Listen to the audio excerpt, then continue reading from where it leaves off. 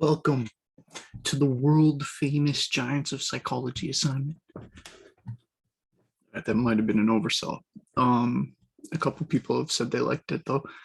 Maybe not world famous, but in this assignment, what I try to do is, that was a lame intro, but I'm sticking with it.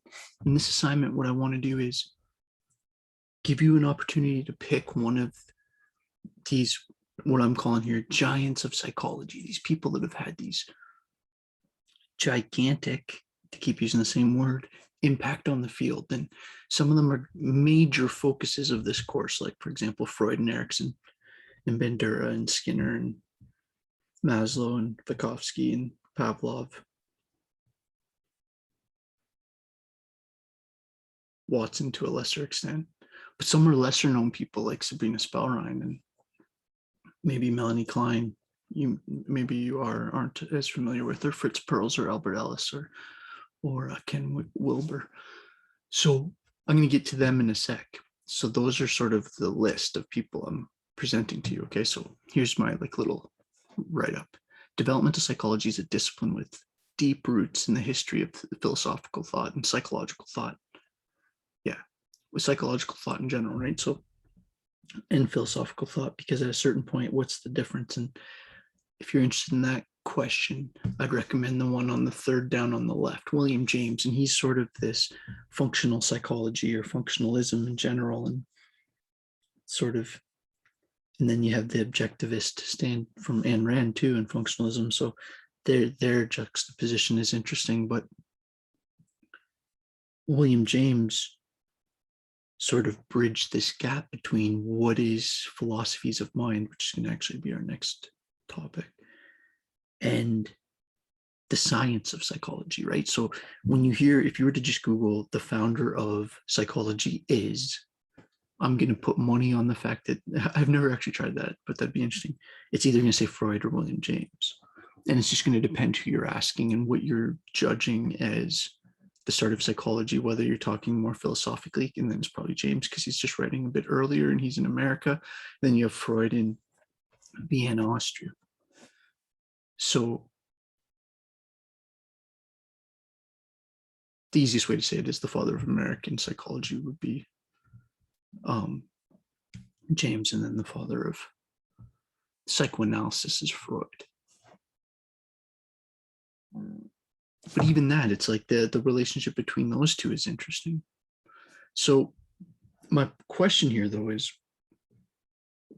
and this video is probably going to be about 20 minutes, half hour, so I'm not going to restart every time my stomach just made a weird sound. I don't know if the mic picked that up or not, but the purpose of this assignment is going to be trying to look at this idea of how do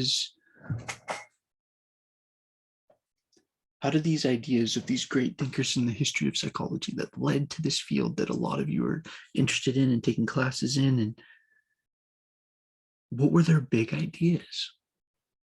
Why are we still talking about the Freuds and Piaget and Fromm and Watson and Adler and Skinner and Pavlov and Zimbardo?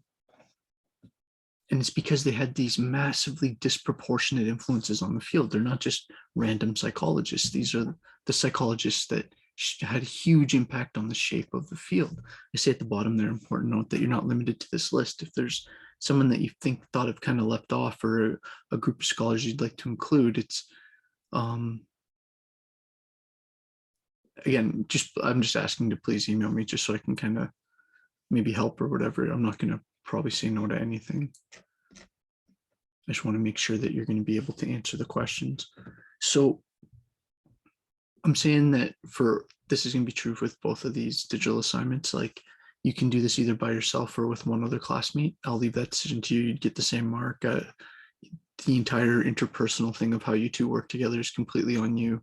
I'm just going to grade and both people get the same. I don't know. You should be, I think you will understand that I don't know all of you enough to referee any interpersonal stuff. So it's either do it by yourself or do it with someone you've worked with before that you're going to work well together. That's probably not an issue at this level, but just to say that. Okay, so then prepare an assignment addressing the following 4 questions. Okay, so again, I'm going to do a little bit of the housekeeping here and just explain the details, and then I'll go back to the list. So I want you to pick one of those theorists above. Why should we care about that person? And I don't mean that, well, I do mean that bluntly, but I don't mean that like coarsely, like, or just like roughly. I just mean like, what is it's a good, I think it's a good thought place to begin this exercise, from the perspective of why should anyone care about this? Why should you care about the contributions of Anna Freud? Well, have you ever heard people make comments about things like birth order?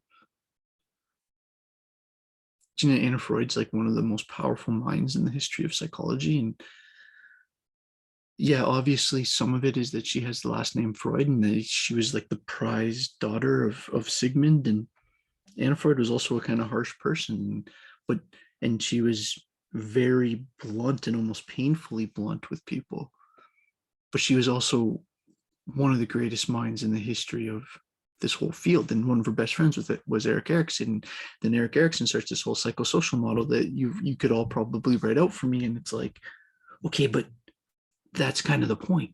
You already know these ideas. Why do you know the ideas of these specific people? And my point here is that some of it's timing, some of it's how these names interact, right? Like, for example, why aren't psychology departments at universities way more focused on Carl Jung when he's universally considered one of the smartest minds to ever walk the earth? Well, because it doesn't fit nicely in with everything else. Same reason why you're supposed to be skeptical of Freud. You're supposed to basically accept his idea of the unconscious and sort of defense mechanisms, and then sort of think that the rest is like, discardable, as if you're not destroying the foundation without realizing it. It's like it's all based on these giants of psychology. So I'm trying to not be emotional, but be like a little bit into this, right? It's like, how am I expecting you to be excited about some assignment if I seem bored about it? I actually think this is hopefully a cool assignment. I want you to basically just pick one of them that you find interesting and go deep into it. Why should we care about it?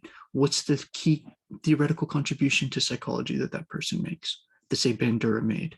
That like, yeah, what you see through your eyes and what you're exposed to shapes how you behave. Observational learning. It's like, that's a huge theoretical idea.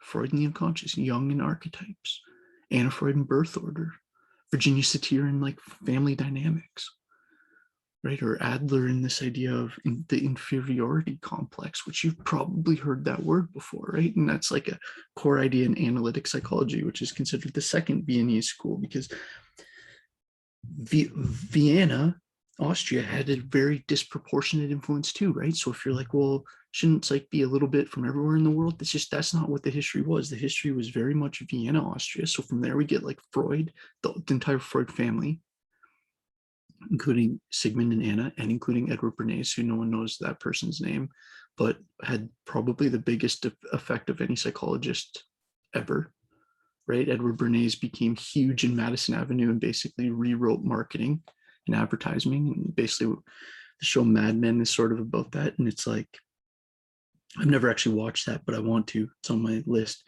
because that's about that era of like kind of the 20s, 30s, 40s, I think, where it's like, I'm not sure about the show, but it's based on this idea of Madison Avenue, right? And this idea of like, sell the good night's sleep, not the mattress. That's Edward Bernays. Edward Bernays. Why don't you know that name? You don't know that name because his name isn't Edward Freud, because he's Freud's nephew, but on the mom's side. Bernays is Freud's wife's last maiden name. So that's an interesting connection. Why do you think Freud, out of everyone, became Freud also? Right? The fact that his nephew was maybe the best public relations, literally wrote the book on it, literally made the argument that we should stop calling it propaganda, start calling it public relations. This is all Edward Bernays. Literally wrote a book called Propaganda that you should all read. So anyways, I'm getting way off topic, but something like that. What are the key contributions? What does that have to teach us about human psychology, especially in our modern times? How can you see that teaching adding value to your personal life? Okay, so I want you to take these questions, and then basically what I'm saying here is you have three options in how you approach responding to it. If you can hear the baby crying upstairs, sorry, but I think it's not too loud. I'll show you because we're getting work done upstairs. So in my office here where I'm recording, you can see that like a huge part of the ceiling is down because basically putting in a shower basically right above. So I had to, me and my brother-in-law had to like access the pipes from there. So I had to take down big parts of the ceiling, which works for the plumbing and we'll eventually get it replaced, but kind of stinks for sound quality. But again, that's a massive priority to get fixed. So anyways, I was going to explain here the options of how to approach your assignment. So let me just start with 3 first. Basically with 1 and 2, I'm going to give you options to be a little bit more audio visual with your response, but also I wanted to kind of highlight that if people don't feel comfortable doing that and you would rather just approach this as a traditional paper, you can do that.